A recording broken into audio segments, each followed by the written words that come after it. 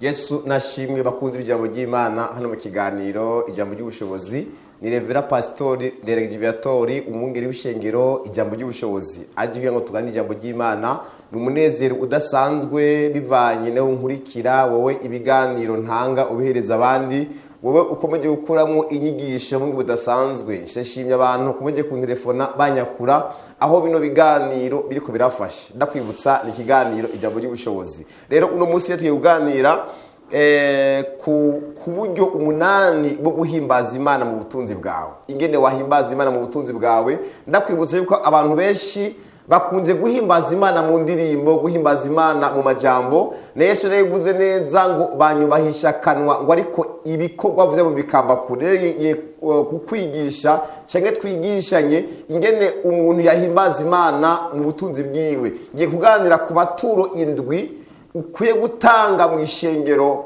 uhimbaza Imana mu butunzi Imana yaguhaye haleluya kandi ni ibintu bimwe n'uwabikurikiza bizokugurura umugisha wawe w'ibifadika ko abantu benshi ngo bafise imigisha yo mu buryo bw'imwemu ariko imigisha y'ifadika ntibayibone rero ndagusabye unkurikirane kandi agushimiye kadusenga Imana Data mu izina rya Yesu Kristo gushimiye kuri no muntu agiye kunkurikira ahari hose umugirire neza kandi mushigikire mpemu w'Imana uganze ukore kandi inovuga butumuri sige kanatsinda nta jambo rivira mu kanwa kawe ubusa utugirire neza kandi ubane natwe ni mu izina rya Yesu Kristo n'umukiza wacu amina Yesu nashimwe tugiye kuganira rero ituro rya mbere wakoresha mu guhimbaza Imana mu butunzi bwawe guhimbaza Imana kwa mbere ni gutanga icya 10 haleluya ndabizi urabizi cyane hari umurongo dukunze kwisunga canke nawe uzi uri mu gitabo cya Maraki ibice byaho bitatu umurongo w'indwi no 12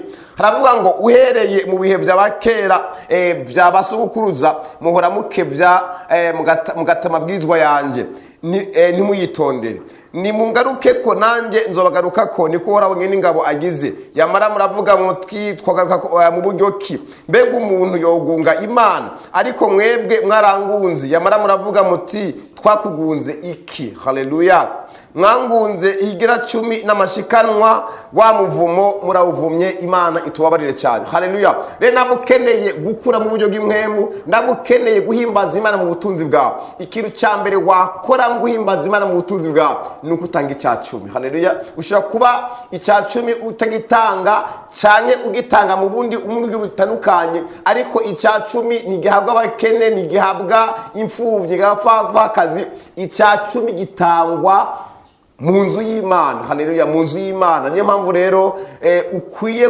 kwigisha guhimbaza Imana mu butunzi bwawe iyo ni ituro rya mbere haleluya ituro rya kabiri ryo guhimbaza Imana mu butunzi bwawe ni ituro gishimwe haleluya ituro ryo gushima haleluya ituro gishimwe ituro gishimwe abantu benshi usanga badashima abantu benshi Imana ibaha akazi ntibashime abantu benshi Imana ibaha abagore ibaha mariage ibaha gutsinda amashuri ntibashime hano turabona rero umuntu yatanze rino turo ryo gushimira Imana bamwita hano mu gitabo cya Samuel wa mbere igice cya mbere umurongo wa 25 wewe uri kurasoma uze kugeza 28 haravuga ngo amaze kumucyutsa aramudugana ajana nimasa imaze imyaka 3 n'ingero yitwa efa ifu n'umukuza urusato urimo vino nuko amujana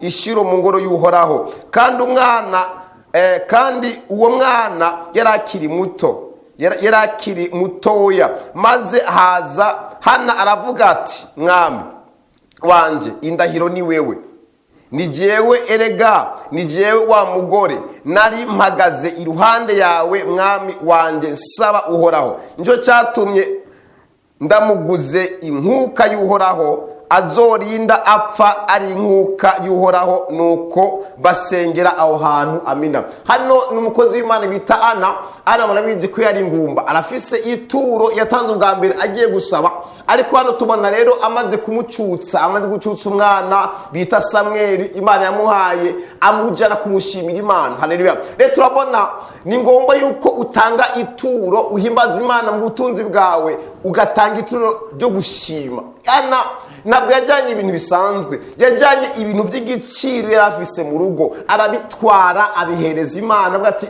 uyu ni wa mwana gusaba ngo ni cyagiye nari ngaho ariko nasenga. Haleluya. Bugenda kwibutse agaciro k'ibyo ufise kabonekera mu turo utanze. Agaciro k'iby'Imana yaguhaye kabonekera mu ituro utanga. Igihe kimwe yigeze kuba umuntu umwe w'umukobwa yari yakuze atagira mariage. Igihe kimwe rero aje gushima mu nzu y'Imana, atanga umukubuzo n'ibikoropesho, byari ibintu biteye isoni. Muri make mu buryo bw'imwemu, uwo mugabo Imana yamuhaye afite agaciro nka kumukubuzo, afite agaciro nk'akarakrete. Donc rero burya uko umwe ushima, ibyo utanga mu gushima niko gaciro uhaye icyo Imana yaguhaye. Rero Ana nawe yatanze ibintu by'igiciro kubera n'icyo Imana yamuhaye cyari icy'igiciro. Haleluya. Rero burya amashimwe iyo yatanze agaragaza n'akazoza k'icyo Imana yaguhaye. Rero ibuka ushime, utanga ituro mu butunzi bwawe byo gushimira Imana. Haleluya. Imana duhara umugisha. Iyo ni ituro rya kangahe? Rya kabiri. Kadukomeze ituro rya gatatu ryo gushima Imana mu butunzi bwacu, aho kiri no kubitanga mu ishengero. Haleluya. Ituro rya gatatu ni ituro rya gatatu ni ituro ry'umutima ukunze. Haleluya. Gutanga udahaswe, gutanga utagoberewe, kuba mu nzu y'Imana ukumva ko wotanga. Haleluya.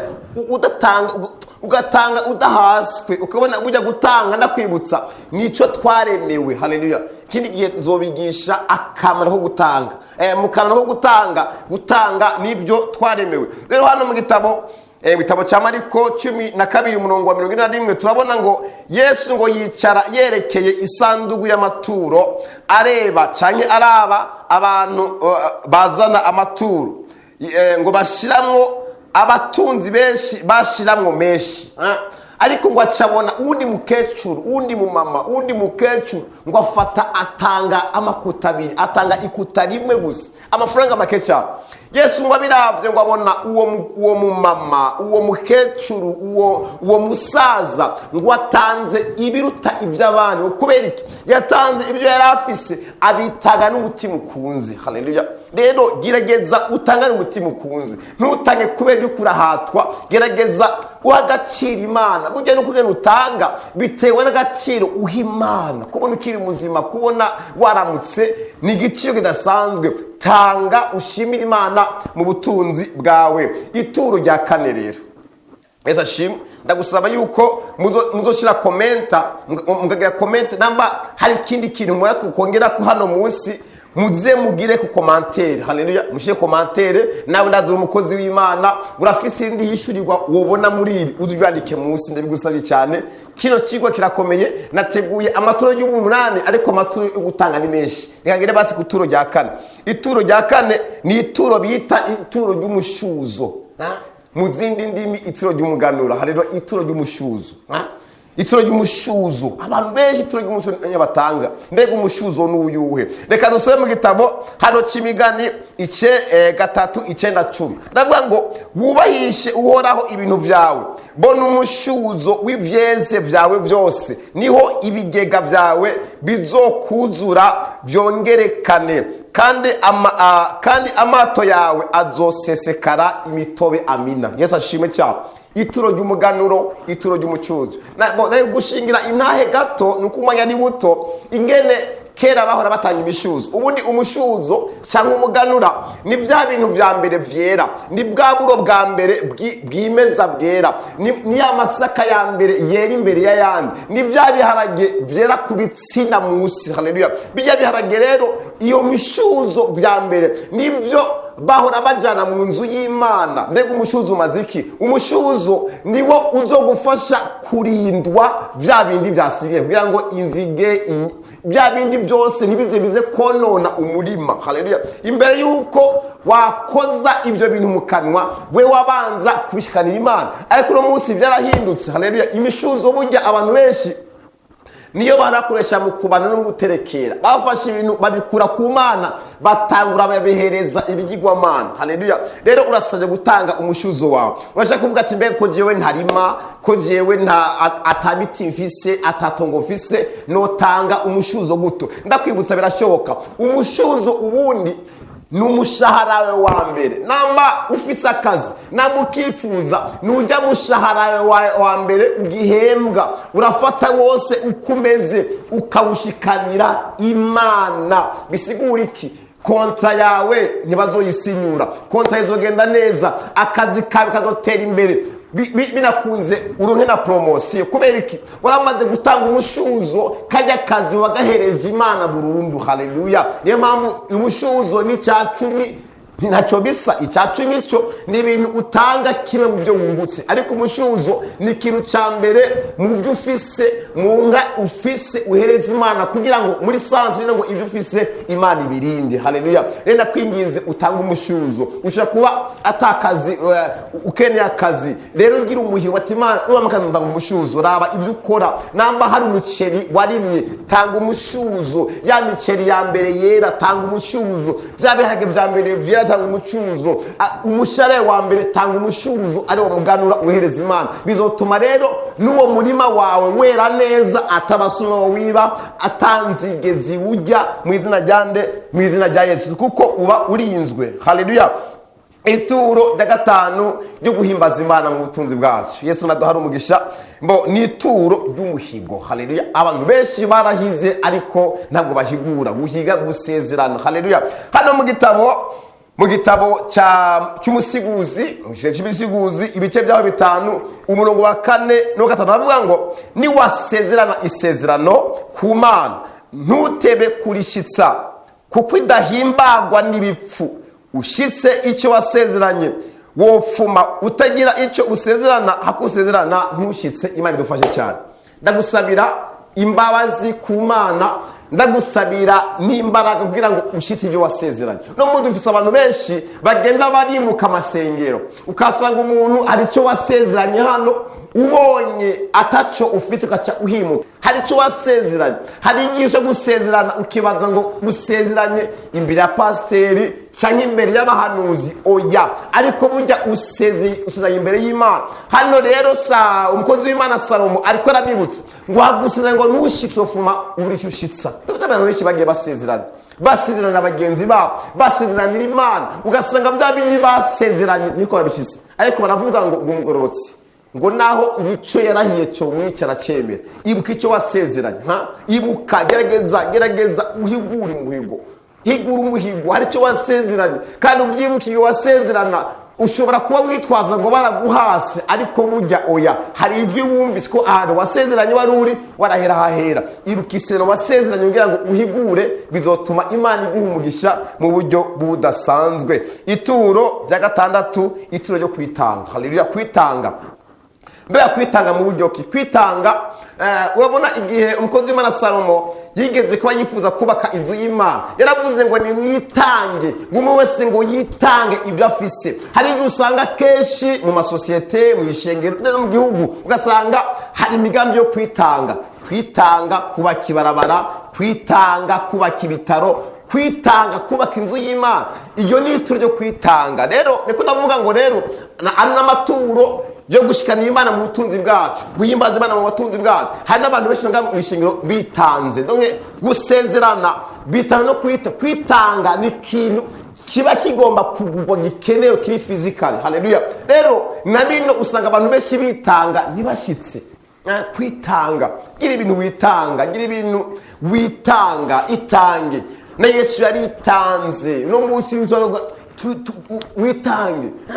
Mu Baroma ngo dutange imibiri yacu, twitange. Ituro ryo kwitanga, gerageza urabe ikintu witanga mu nzu y'Imana. Itange. Wakwitanga ugagura piano, wakwitanga ugakora televiziyo, gira ubwitange. Haleluya. Ni ituro ridasanzwe ryo kwitanga, kwiheba, ukitanga, ukitangira abandi, ukitangira imfuvyi. Itange. iyo turo abantu benshi barikora ni bake. Hari n'abiyemeza ngo tuzokwitanga iki ntibabikore. Urasaba rino turo kugira ngo uhimbaze Imana neza mu butunzi bwawe uritange, Imana itugirire neza. Ituro rero ry'indwi rero ni ituro ry'abakene. Ituro ry'abakene, ituro ryo gufasha abakene. Ituro ryo gufasha abakene. Hari igihe usanga kenshi abantu mu ishengero abakene umenga baribagiwe, ariko burya abakene n'imfuvyi Imana irabakunda. Niyo mpamvu burya ishengero ryiza rikwiye kuba harimo igiseke cyo gufasha abakene, cyo gufasha abantu bagowe, cyo gufasha abantu bafise ibibazo, cyo gufasha abapfakazi, haleluya, cyo gufasha imfuvyi n'abapfakazi. Icyo giseke kiba gikwiriye. Amaturo y'abakene Imana irayakunda ko abaho. Hari mu gitabo cya Zaburi 112 umuguce naravuga ngo yatanze insabagire yahaye abakene, ukugororoka kwiwe kwa mahibihe bidashira, ihembe ryiwe rizoshigwa hejuru. Imana dufashe cyane. Ituro ry'abakene, gira ibyo ukora, gabanya bike ku byo ufise, ufasha abo n'abakene. Kuko kino gihe tumbye kigoye aho usanga abantu benshi ibyacu babiha abakene, babiha abapfakazi, babiha imfuvyi. Oya, icyacumi si cy'abakene, si cyo kurihira abana ku ishuri. No, icyacumi nico gufasha umurimo w'Imana. Ibyacumi bihabwa abakozi b'Imana. Ibyacumi kandi ushaka kuba uri Burayi, ushaka kuba uri muri Amerika, ushaka kuba uri muri Australia, sibyo? Hari n'abantu benshi bakunze bari hanze bakarungiha ibyacumi ngo genda ngo mugure ngo ibyo kurya ngo mugaburire ngo abarwayi kwa muganga. No, ayo maturo nayo gufasha. Oya, amaturo cy'icacumi ahabwa abaherezi, haleluya, kugira ngo bagire imbaraga zo gukora umurimo neza. Kandi Bibiliya avuga ati ngo mu nzu y'Imana ngo ntihakabaremo ibyo kurya, haleluya. Ndabizi abantu benshi barahemukiwe, barabitanze, kandi icyacumi iyo ugitanze ndakwibutsa usubiye haruguru gato ntabwo ukurikirana icyo gikora. Abantu benshi baragitanga amaso yabo n'abadori bagaca bagiherekeza. No, ibintu umuntu ahaye Imana imenya uko ibikoresha, kuko wewe hari umugisha Imana iguha kubera wumviye. Imana idufashe cyane. Ituro ry'umunani rero mu maturo 8 nateguye, ituro ry'umunani ni ituro ryo kwihumanura. Rino turo ryo ndibaza umuntu ayitanga ni bake cyane. Ituro ryo kwihumanura. Ituro ryo kwihumanura rero nta wundi muntu yarivuze ni Yesu Kristo, aho yabyibutsa abayuda yuko byari byaravuzwe. Reka dusomane mu gitabo cya Mariko igice cyaho cya mbere umurongo wa 40. Haravuga ngo maze haza umunyamibembe kuri Yesu, amwinginga amupfukamira, atunkunze woshobora kumpanura. Amugirira akagongwe, arambura ukuboko aramukora ko ati ndakunze humanuka. Aramwishura, aramwihanikiriza gose, aca amurungika uwo mwanya. Aramubwira ati wirinde ntugire uwo ubikebukiriza, ariko genda wiyereke umuherezi utange ibyo guhumanurwa kwawe, nk'uko Mose yageze, bibe ikimenyetso kibabere icyabona. Imana idufashe cyane. Rero ituro ryo kwihumanura, ushobora kuba warasengeye urakira, ushobora kuba hari indwara ikomeye wari urwaye nawe urayizi. Rero namukene ko iyo ndwara igenda burundu, tegura ituro ryo kwihumanura. Hari turabona Yesu Kristo wabivuze, ni Yesu ahereye gukiza umuntu yarwaye imibembe, ngo Yesu ngo amugirire ikigongwe aramukorako, yaciye abakondesho ime ngo cugendere ngo ku birenge by'abaherezi, genda mu nzu y'Imana ngo utange ituro ngo nk'uko byagezwe na Mose. Hariho indwara naho wokira udatandije yo guhumanura, iyo ndwara iragenda igakigaruka. Ni itangazo ndaguhaye, haleluya.